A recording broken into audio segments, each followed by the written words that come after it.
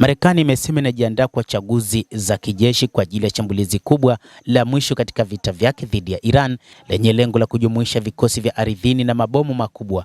Hii ni kulingana na ripoti ya Axios iliyonukuu maafisa wawili wa Marekani na vyanzo viwili vyenye ufahamu wa jambo hilo.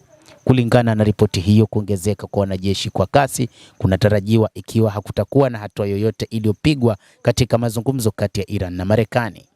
Trump anaweza kuchagua mapendekezo manne ikiwa ni pamoja na matumizi ya wanajeshi wa ardhini na uwezekano wa kuvamia kisiwa cha Kharj, sehemu muhimu ya mafuta ya Iran, kulingana na Axios. Chanzo kinachofahamu juhudi za mazungumzo kilisema kwamba Uturuki, Pakistan na Misri zinaendelea na majaribio yao ya kupanga mazungumzo kati ya pande hizo mbili. Chanzo hicho kilibainisha kuwa Iran imekataa madai ya awali ya Marekani, lakini haijaondoa kabisa uwezekano wa kufanya mazungumzo hayo. Hata hivyo, moja kati ya jambo ambalo wakati huu wa Iran wanaliona ni kwamba wamejiandaa kikamilifu kutokana na uvamizi wowote unaowezekana wa ardhini. Hata hivyo, viongozi mbalimbali wa kisiasa na kijeshi wamesema kwamba Iran ilishajiandaa kwa muda mrefu juu ya aina zote za vita, vita vya majini, vita vya angani na vita vya ardhini, huku akisema kwamba hakuna mahali ambapo jeshi la Marekani litaweza kupenya na kuingia katika ardhi ya Iran.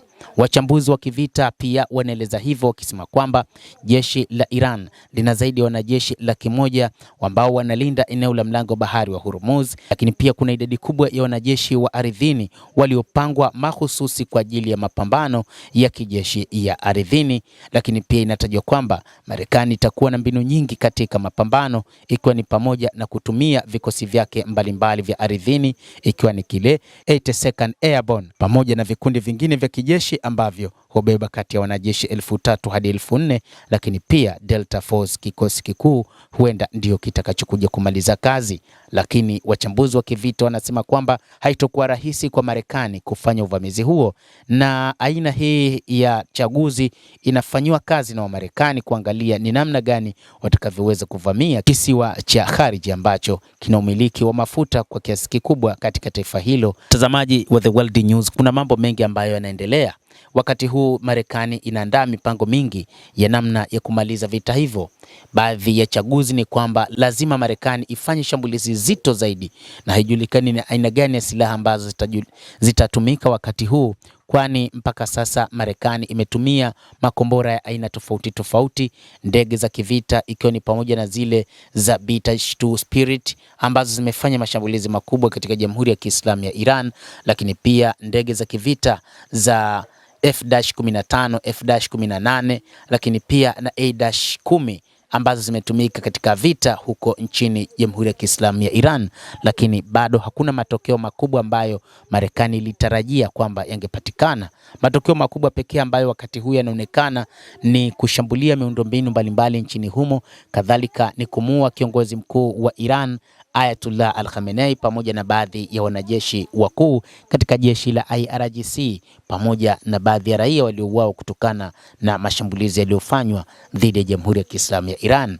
Na mpango mkubwa ilikuwa ni kubadilisha uongozi na kuondoa kabisa aina ya mfumo wa uongozi huo, lakini hadi sasa mfumo wa uongozi wa Iran umesalia vile vile, kwamba Marekani na Israel wanatafuta sasa njia mbadala za kuweza kuondoa utawala nchini Iran, licha ya Mossad kueleza kwa uwazi kwamba kwa sasa itawachukua karibia mwaka mzima katika kuhakikisha wanauondoa utawala huo wa Jamhuri ya Kiislamu ya Iran.